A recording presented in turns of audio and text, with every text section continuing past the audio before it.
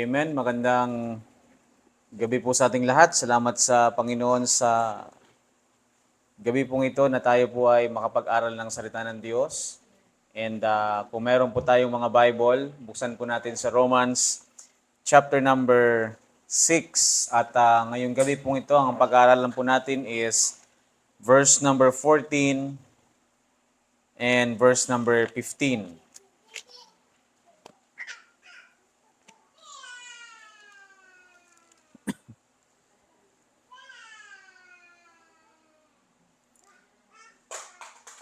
Romans chapter number 6, verse number 14 and verse number 15. So, sabi po ng Bible,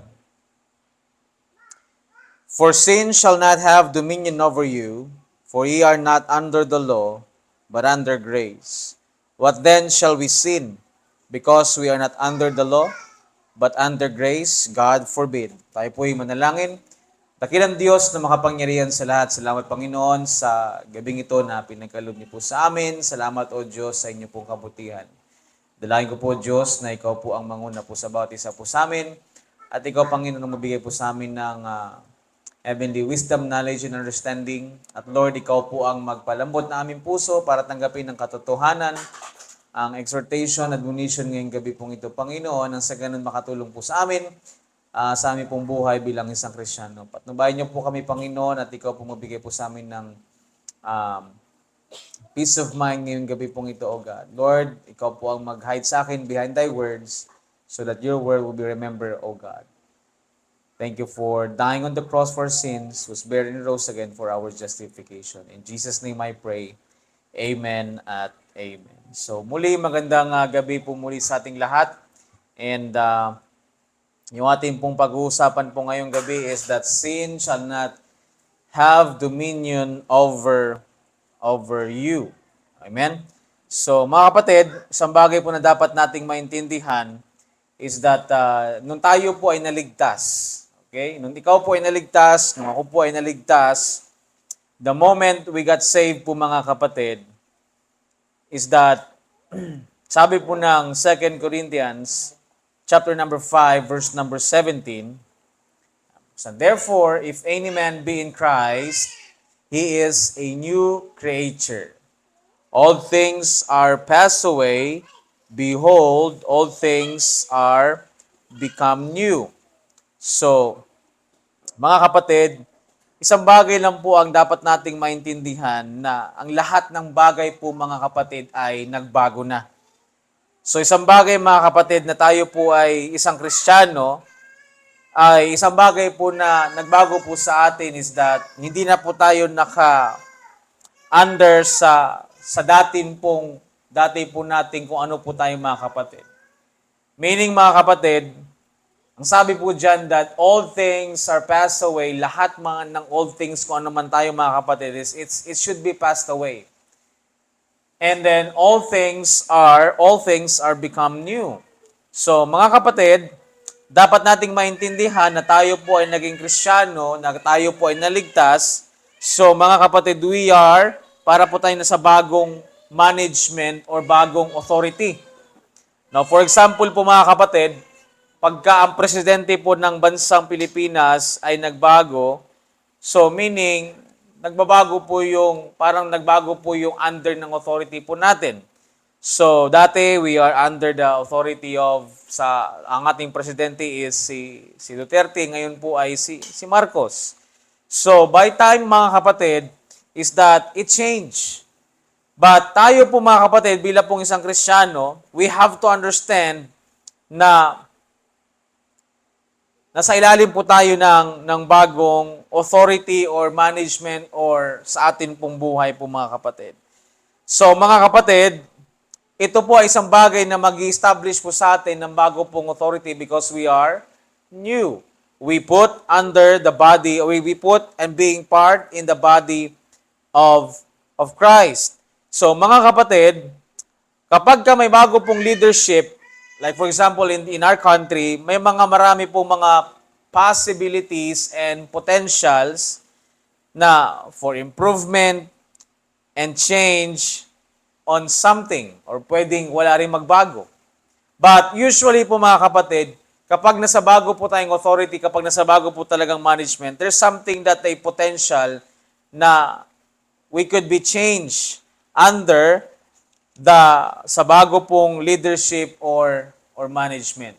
So mga kapatid, tayo po is always remember that we are under the new man, the new authority, the new leadership, the new king, the new head na meron po sa atin mga kapatid, so that we have to keep in mind na tayo po ay naligtas at wala na po tayo doon sa ating old things. But nang tayo po ay naligtas, we are under a new things in regards of you think about kung ano po yung gusto niyo pong mangyari sa bagay po na yan mga kapatid.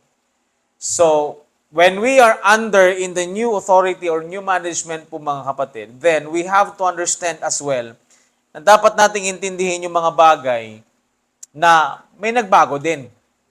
So, siguro, papunta ka dito, we are in a transition period ng ating buhay bilang isang Kristiyano. We have to understand this mga kapatid. Because the moment that we are under the new management or nasa body of Christ na po tayo mga kapatid, then a lot of things na magbabago po sa buhay natin na dapat din talagang magbago yan mga kapatid. Kasi mga kapatid, isang bagay, ito pong bagay na bakit inuulit-ulit ni Apostle Paul yung isang bagay when it comes to sin. Kasi mga kapatid, ang sin is one of a danger thing sa buhay po ng isang Kristiyano. Amen? Kaya po mapapansin natin mga kapatid, that whenever si Paul, simula po nung pinag-aralan po natin itong Romans chapter number 6, na parang hindi siya umalis yung punto niya regarding of sin. Bakit niya po yan pinupunto mga kapatid? Because before we went into Romans chapter number 6 po mga kapatid, he talks about justification. Amen? So meaning, nalinis tayo sa ating lahat ng mga kasalanan. So ngayon mga kapatid, in chapter number 6, he is talking about that we are under a new things na dapat mga kapatid, that sin shall not have dominion over you. Amen? Kasi mga kapatid, isang bagay po ito na nakakasira sa buhay natin bilang isang Kristiyano. At yan talaga yung wawasak sa buhay po natin bilang isang Kristiyano. Imagine mo mga kapatid, even though na hindi po believers, mapapansin mo kung paano po mag-break or mag-destroy yung sin ng family. Amen?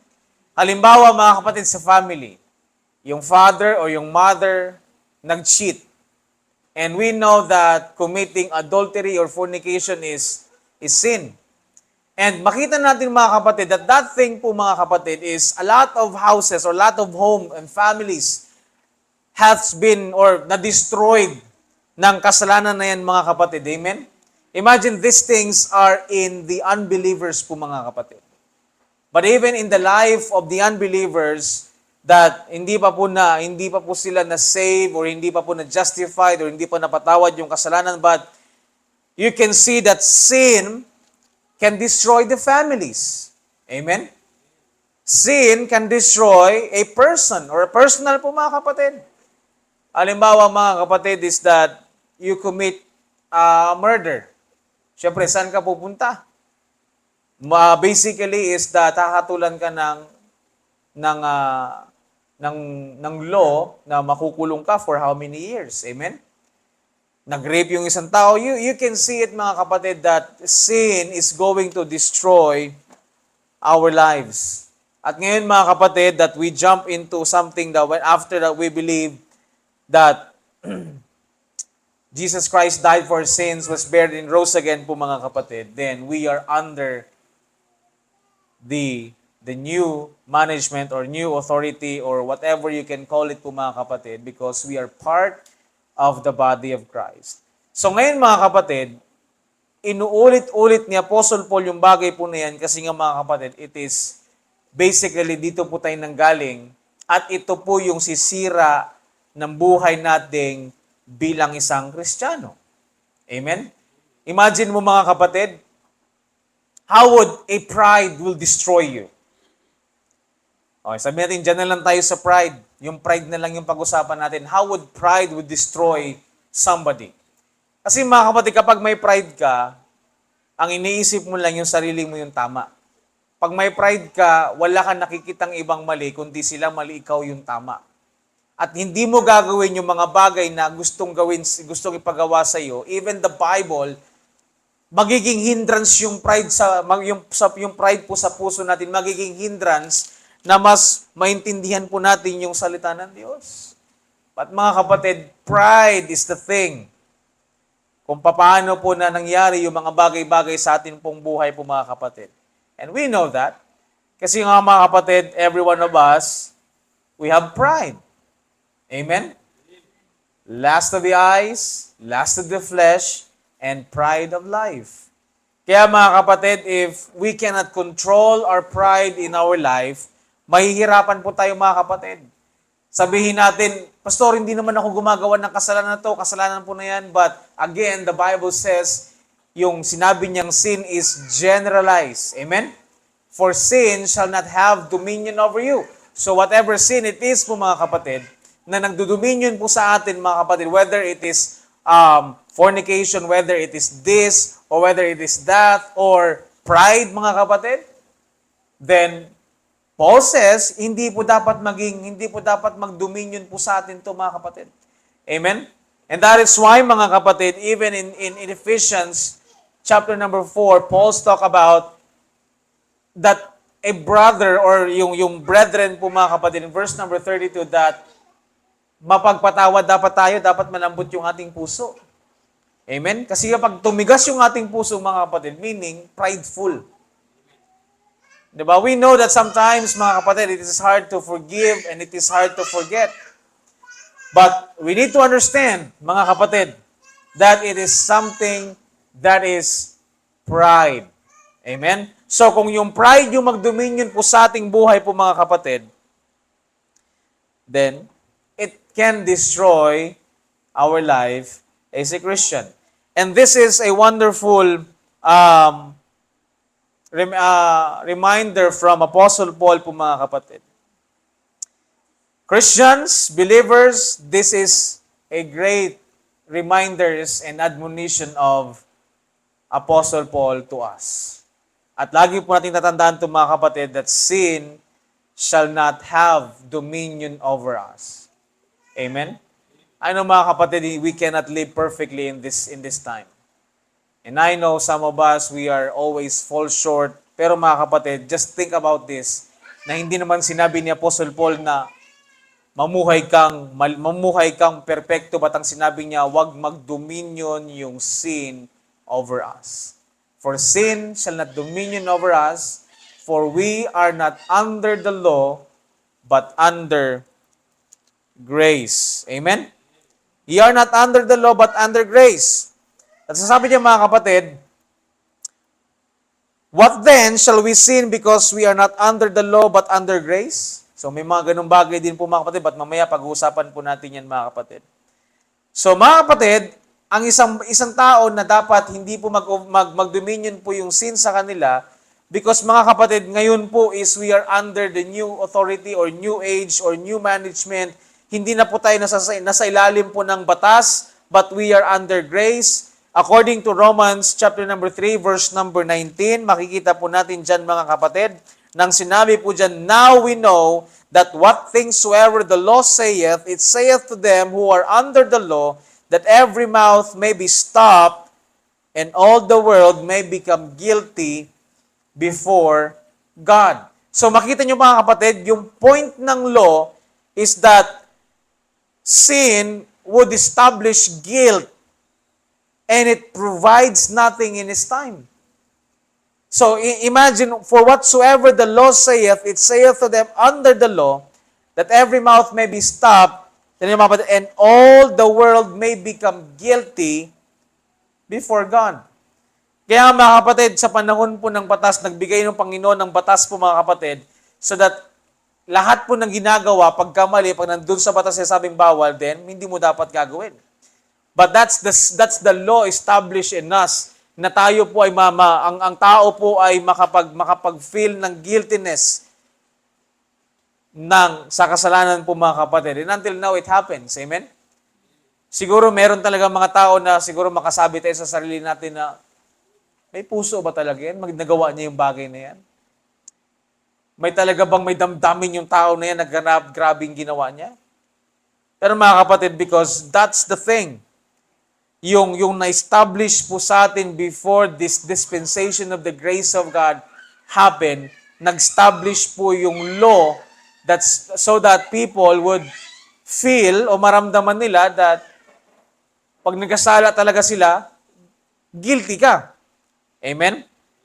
How many times you felt guilty nung nagkupit ka sa pitakan ng mama at papa mo? How many times you feel guilty na after mo na kumuha is that nagsinungaling ka and then after nakafeel ka ng guiltiness? Di ba? Kahit sabihin mo na ano mga kapatid, mararamdaman po natin yung bagay po na yan. But the good thing about mga kapatid, sa dispensation of the grace of God, it gives solution. May binigyan po ng solution yung bagay po na yan na sa atin pong justification. Now imagine that we as a human, na tayo po bilang isang tao po mga kapatid, na the power of sin is controlling a person. Amen? At wala pong excuse dito mga kapatid. Every one of us, pwede po tayong makontrol ng sin. Lalo pa ngayon that we are not under the law, but we are under grace. Amen? So mga kapatid, unless ang isang tao po mga kapatid is maintindihan niyo yung bagay po na to. Now, this is the admonition of Apostle Paul to the believers. And this is very important po mga kapatid. If hindi po natin kayang lampasan yung bagay na ito mga kapatid, meaning we're not growing. Meaning we're not listening to what the Apostle Paul is trying to give us, na admonition, na exhortation, na encouragement po mga kapatid sa buhay po natin. And so ang ginagawa ng mga tao, ng mga ibang Kristiyano, nagpapatuloy sa kasalanan, sinasabi nila na under grace naman sila. Okay lang yan kasi ligtas naman. But mga kapatid, that's not a good mindset for everyone. We should help ourselves po mga kapatid regarding of that matter. Amen? Kasi nga mga kapatid, ito po yung magdi-destroy po sa buhay po natin. Ito po yung magbibigay po sa atin ng distraction sa buhay po natin mga kapatid. Once na nag-dominion po yung sin sa atin pong buhay po mga kapatid, yan na po yung nangyayari that the sin has the power. Imagine mo mga kapatid, meron naman talaga siyang power sa atin, but yung kinokontrol ka na ng sin, yung buhay po natin. Meaning po mga kapatid, pag ginagawa natin siya, parang wala na po tayong nararamdaman na bagay.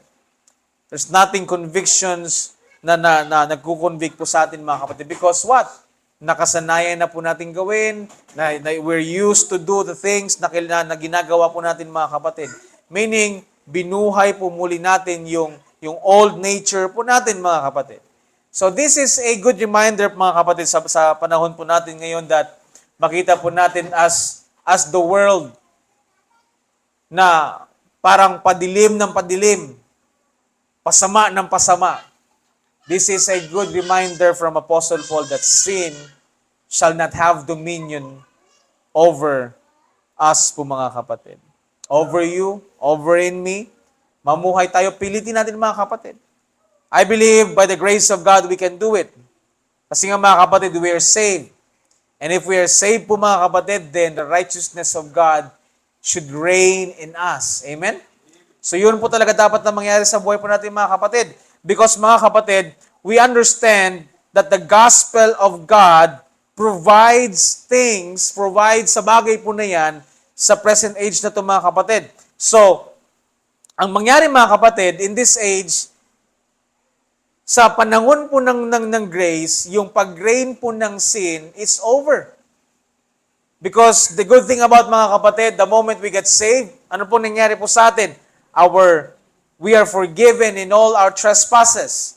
May nangyari pong spiritual circumcision that hiniwalay po yung body of sin into our spirit or our soul po mga kapatid. So, maintindihan natin yung bagay po na yan mga kapatid. Nangyari po yan dahil naniwala po tayo sa ginawa ng Panginoong Hesus doon po sa krus ng Kalbaryo. At bagay po na yan mga kapatid, nakatanggap po tayo ng righteousness ng Panginoong Hesus na available na po sa lahat. Amen? And that's thing, so, before we got saved, yung sin po mga kapatid, it's raining on us, it has dominion over us po mga kapatid, but the good thing is that Jesus Christ died on the cross, was buried, and rose again so that the righteousness of God through the Lord Jesus Christ, through His faith, is that yung mag-reign po sa ating buhay is yung righteousness ng Panginoon. Kaya nga mga kapatid, di ba minsan siguro na naranasan nyo naman siguro, hindi naman siguro hindi nyo naranasan. May mga bagay na paghalimbawa parang gagawin mo na itong mali, nagdadalawang isip ka na. Amen? Parang nag-iisip ka na gagawin ko ba, hindi ko dapat ito gawin kasi kasalanan to. Nag-iisip ka na mga kapatid ng mga bagay, nagdadalawang isip ka na gawin yung isang bagay pagka alam mong kasalanan yung gagawin natin. Amen? Kasi nga mga kapatid, you have already understood that you are forgiven. You already understood that dapat yung sin, hindi po siya mag-dominion sa atin even though we are not under the law, but we are under the grace.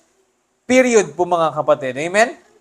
Naranasan natin yung mga bagay na dapat pupunta tayo sa isang lugar pero nagdadalawang isip ka na. Siguro minsan, nangyari is nagawa mo pero hindi mo, alam mo yung hindi mo ginawa yung bagay doon sa loob. Minsan siguro napilitan ka lang dahil sa mga kaibigan mo, pero mga kapatid, yung mismong sin na gagawin sana ng mga kaibigan mo is hindi mo na ginagawa. Bakit? Kasi nagkaroon ka na ng isip. Naintindihan mo na that you have the righteousness of Jesus Christ, you are saved, and you should be the light in this world. Kasi nga mga kapatid, yung ibang mga tao nag-iisip sila na bubuti pa yung Panginoon, bubuti pa yung panahon, bubuti pa tong panahon natin ngayon, tong mundo na to. Mga kapatid, hindi na to mangyayaring gano'n. Everyone's being greedy. Napapansin niyo ba mga kapatid? We've been taught na hindi na mag-work. We've been taught na ganito na lang yung gawin natin. And usually, the influence of social media is becoming parang gano'n na lang. Napansin niyo ba mga kapatid? Na lahat ng tao gusto na maging vlogger. Bakit? Ano na yung nasa mindset ng tao na halos lahat ng tao gusto maging vlogger? Ano ba yung nakikita nila sa mga vlog? Kapag nag-flex yung isang tao ng kinita niya sa vlog niya. So anong isipin? Ganito lang pala dito, mag-video-video ka lang, ganito ka lang. So mga kapatid, lahat na po is gusto na maging vlogger. Kasi gustong kumita. Although it's a work, pero mga kapatid, it's not like kung ano po yung nakikita natin sa mundo ng social media saka sa reality po mga kapatid. At even though mga kapatid makikita mo na sa dami-daming vlogger, bakit ilan lang talaga yung totoong kumikita? Ilan lang talaga yung totoong nandyan? Amen? But again, may pera dyan mga kapatid. Pero mga kapatid, that's how the world putting something sa buhay po natin, sa mind po natin mga kapatid. So mga kapatid, in this present evil world po mga kapatid, we have to understand that kailangan po tayong tumayo as a Christian, as a light in this evil world po mga kapatid. Kilala nyo ba yung isang, ito na, nabasa ko lang naman to sa article, pero kilala niyo yung isang member ng Sex Bomb na hindi sumali sa concert nila? May isang Sex Bomb member, siyempre alam na natin yung Sex Bomb, they are dancers from Eat Bulaga and so forth. Pero mga kapatid, I don't know kung anong church po yung kanyang inatinan. I don't know what kind of doctrines they have. But January or I don't know when, but recently po mga kapatid, nagkaroon po ng concert yung Sex Bomb. And I think this one member of them, hindi siya nagsali or hindi siya sumali sa concert na yun because he is standing for what is right and what is truth. At mga kapatid,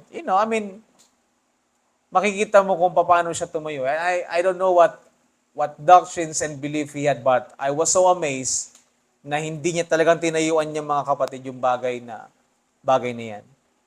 Imagine mo, the whole world knows about it kasi hinahanap siya eh. Wala siya eh. At alam niyo ba yung anak niya? Yung anak niya is member ng drug something, yung nagdadrag na, yung magpo-drug queen. But, again, hinayaan niya lang yung stand for what is right. So mga kapatid, that's one thing na dapat tayo din po mga kapatid. That in this evil world po mga kapatid, and sin is trying to dominion in every life of the Christians and believers po mga kapatid, dapat mga kapatid, we have to listen to what Apostle Paul is trying to say to us, that sin shall not have dominion over us or over you. Kasi mga kapatid, we have the righteousness of Jesus Christ that is available to everyone that believeth. At sa pamamagitan po ng finished work of Jesus Christ, which is the faith of Christ, we can be justified even na hindi po tayo mag-follow sa law because we are under grace already. Amen? So mga kapatid, yung kanya pong kamatayan dun sa cross ng Kalbaryo, yan po yung penalty of our sins. Yung nangyari po dun sa cross ng Kalbaryo po mga kapatid, His burial and resurrection for our justification. Kaya mga kapatid, yung faith and the finished work of Jesus Christ is availed for our justification. Freely, walang bayad, sa pamamagitan po ng biyaya ng Diyos. Kaya sabi dun sa Romans chapter number 3, verse number 24, Romans 3, verse number 23 and 24, being justified freely by His grace, through the redemption that is in Christ Jesus, whom God hath set forth to be a propitiation through faith in His blood, to declare His righteousness for the remission of sins that are passed through the forbearance of God. So it is through the Lord Jesus Christ na nagkaroon po tayo ng righteousness na hindi po natin deserve. But because of Jesus Christ, is nangyari po yan mga kapatid sa atin pong buhay po mga kapatid. And ang nangyari po mga kapatid, ang isang tao can receive by simply trusting the finished work of Jesus Christ, believing the sufficiency of His death for our sins, burial, and resurrection. Kaya ang isang tao po mga kapatid, the moment na ang isang tao ay naniwala, he is not only forgiven of all his trespasses mga kapatid, but he is made a new creature, being conformed to death, burial, and resurrection of Christ.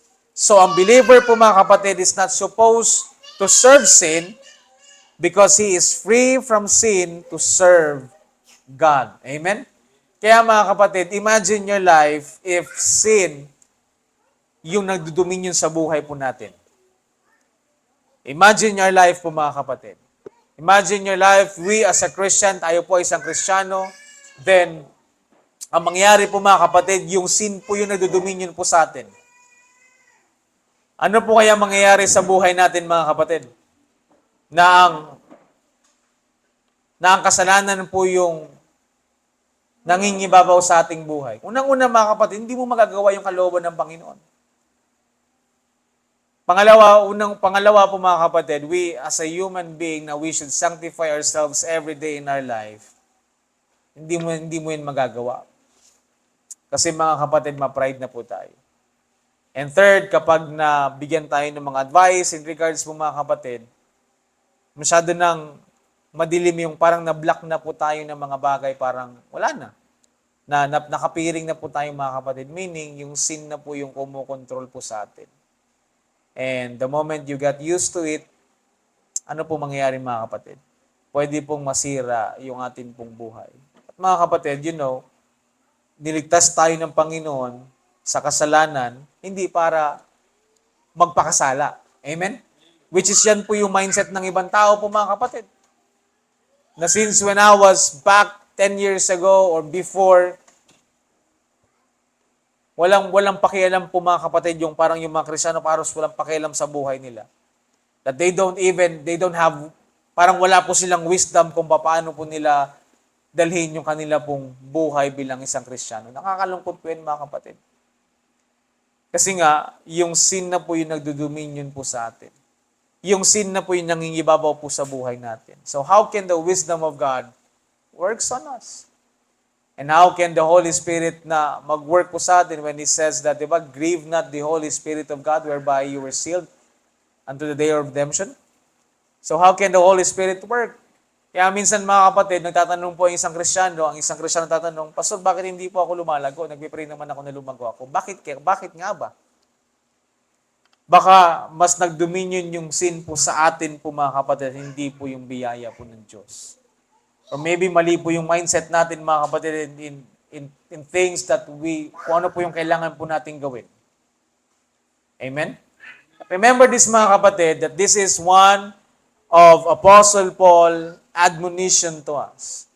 That sin shall not have dominion over you, over us, over to me, for we are not under the law but under grace. What then? Shall we sin because we are under grace? We're not under the law but under grace? God forbid. Now ito mga kapatid, itong verse 15, ito po yung isang sampal po sa atin mga kapatid, sa bawat isa po sa atin, kung ang iniisip po natin, if we are thinking that okay lang na magpakasala, okay lang na mabuhay na sa kasalanan kasi nga, after the end of my life, pupunta naman ako ng langit. Now, this is one. Ito po yung isang bagay na parang kung hindi mo ito mabasa at hindi mo ito maintindihan, magpapatuloy ka talaga mga kapatid. Pero mga kapatid, are we going to sin? Kasi nga, we are not under the law but under grace? God forbid mga kapatid. You know, when Paul says to Timothy in 2 Timothy chapter number 3, verse number 16, nang sabi yan, all scripture is given by inspiration of God and is profitable for doctrine, for reproof, for correction, for instruction in righteousness.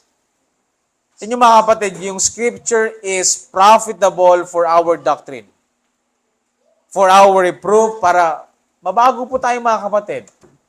Para makorek po tayo sa mga bagay na ginagawa po natin mga kapatid. And then what else? Instruction in righteousness. And yung bagay po na yan is one of the instructions that's given by Apostle Paul po mga kapatid, that we should not serve sin. That we shall not sin, mga kapatid. So mga kapatid, gagawin po natin yung lahat para po tayo ay magpatuloy po sa buhay po natin mga kapatid. Then verse number 17, that the man of God may be perfect, thoroughly furnished unto all good works po mga kapatid. Now think about that.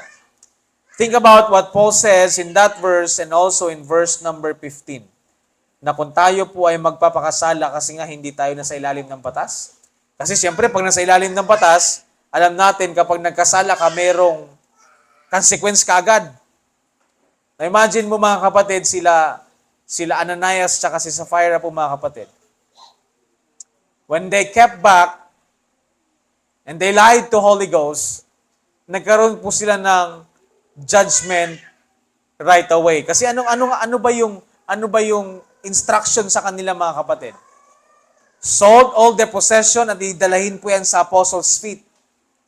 So nung naka-sold sila Ananias at Sapphira, nag-kept back sila mga kapatid. That's the instruction, that's the law that God was given to them. And then afterwards, mga kapatid, nagkaroon po sila ng judgment. Binigyan sila ng judgment kaagad ng Panginoon. Amen? So imagine the thing po mga kapatid kung nasa batas tayo. Konting pagkakamali lang, hahanap po na kagad ng tupa. Amen? Papadugo ka kagad. Kung anong gagawin mo dyan, Halimbawa, naabutan ka sa panahon ni Moses, wala ka namang kasalanan, pero sabi ng Diyos, lagyan mo ng dugo ang iyong door, yung outpost ng door, lagyan mo ng dugo. Kasi pag hindi mo nilagyan, ano mangyayari? Mamamatay yung firstborn na anak mong lalaki. So mga kapatid, siyempre, inutos yun, yung mga Hudyo, ginawa nila. Sinong hindi gumawa? Si Pharaoh. So si Pharaoh, nung hindi niya gumawa, nung dumating po yung panahon na yon, di namatay yung kanyang firstborn. Imagine mo mga kapatid, if we are in that kind of time. Araw-araw siguro tayo mga kapatid nagpapadugo. Problema lang, hindi pwede yung manok. Hindi pwede yung baboy. Amen?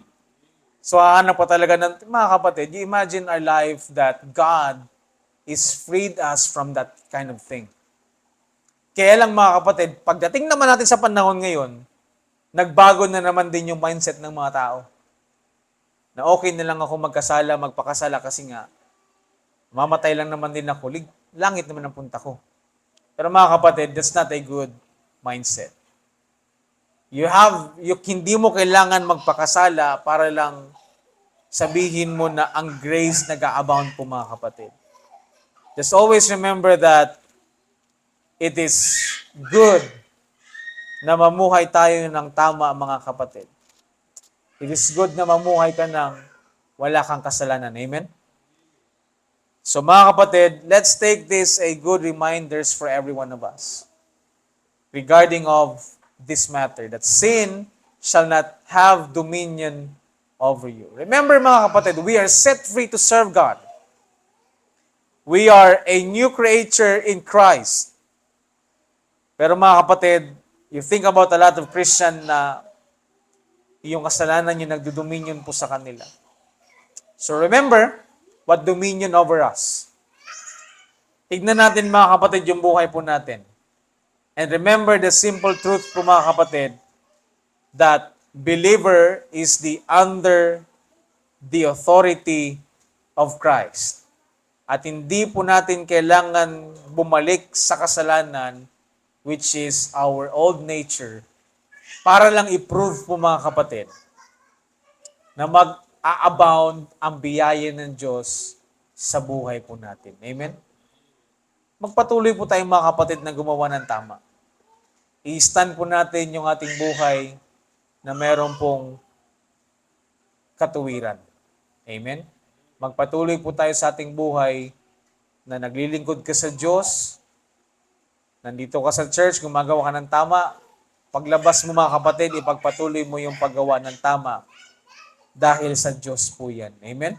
Dahil ligtas po tayo at dahil part po tayo ng body of Christ at gusto po nating ma-influensyahan yung atin pong mga generation, yung mga susunod po sa atin. Napapansin mo mga kapatid, kung halimbawa kung dati yung bibig mo ganito, ngayon hindi na. Dati kung grabe ka, yung kilos mo, ngayon hindi na. It is because God is changing you and God is working on you, mga kapatid. Kaya lang mga kapatid, minsan, siguro nababalik lang sa atin yung old nature. At mga kapatid, we have to grow. We have to understand that ang buhay po ng isang Kristiyano ay hindi po dapat nasa ilalim ng kasalanan. Hindi po dapat sin ang nagdodominion po sa atin. Kundi dapat tayo po ay magpatuloy na meron pong kagalakan sa ating puso na maglilingkod na meron pong katuwiran. Kaya mga kapatid, alam niyo po nakakalungkot. May mga churches po mga kapatid na tolerated yung sin. Because, ang sabi, parang they cared so much about na umalis siya ng church. Na parang hindi na ma-preach yung kasalanan mga kapatid. May mga churches po mga kapatid that they focus on love. So pag-focus ng love, hindi na makapag-preach kapag may mali yung kapatid, hindi na kumbaga parang nakikita niyang may mali, parang it hinders him to preach what is sin. And the good thing about us in mga kapatid is that we're not trying to pinpoint on anyone because this is our study. Amen? We run through this. So kaya mga kapatid, we have to understand that the Word of God will always and always and always reprove, correct us, and will give us instruction kung ano po yung gagawin natin sa ating buhay. Amen? Just remind ourselves, mga kapatid, that sin shall not have dominion over us. At wag po tayong magpakasala dahil we are not under the law but under grace. Let's just do it because we are part of the body of Christ and we want the people to know what is the life of a Christian. Amen? Tayo po yung manalangin. Dakilang Diyos, salamat Panginoon sa gabing ito na pinagkaloob niyo po sa bawat isa sa amin. Salamat o Diyos sa inyo pong kabutihan. Lord, thank you for reminding us that yung kasalanan po Panginoon hindi po dapat mangibabaw po sa amin. Na Lord, dapat kami po ay mamuhay ng meron pong katapatan at namumuhay po kami ng meron pong kabanalan, katuwiran Panginoon na dahil Panginoon kami po ay parte ng inyo pong katawan. Lord, maraming salamat Panginoon sa inyong salita na patuloy po na nagbibigay po sa amin ng paalala Panginoon. Lord, tulungan niyo po kami na magpatuloy po kami ng paglingkod po sa inyo. Na kami po ay makapagpatuloy Panginoon na maging blessing Panginoon sa iba ang aming pong testimony, O God. Pagpalain niyo po yung bawat isa po sa amin at Lord, ikaw po ang maluwalhati ngayong gabi pong ito. Pinabalik ko po ang lahat ng kapurihan pasasalamat sa matamis na pangalan ng aming Panginoong Jesus. Amen at amen. So, magandang gabi po muli sa ating lahat. Tawagin po natin si Brother Julius para sa ating closing hymn and closing prayer.